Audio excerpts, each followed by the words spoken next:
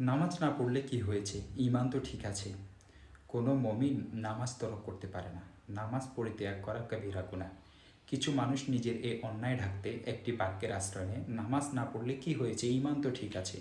এটি একটি জাহিলি বাক্য, শয়তানের বানানো বাক্য, যা দ্বারা সে মমিনকে ধোকায় ফেলে রাখে। কেননা মমিন এমন কথা বলতে পারে না। যার ঈমান ঠিক আছে সে কি করে নামাজ তরক করতে পারে? ঈমানের প্রধান আলামত তো হচ্ছে নামাজ। নামাজ ঈমান কুফরের পার্থক্য রেখা। হাদিস শরীফের মধ্যে এসেছে, বাইনা রজুলি ওয়া বাইনা শিরকি ওয়াল কুফরি তারকুস সালাহ। ব্যক্তি ও শিরিক কুফুরের মাঝে পার্থক্য রেখা হলো নামাজ। সহিহ মুসলিম হাদিস নং 82। জাবের ইবনে আব্দুল্লাহ রাদিয়াল্লাহু তাআলা আনহুকে জিজ্ঞেস করা হলো, রাসূলুল্লাহ সাল্লাল্লাহু আলাইহি ওয়াসাল্লামের যুগে আপনাদের কাছে কোন জিনিস ঈমান ও কুফুরের মাঝে পার্থক্য বিধানকারী ছিল?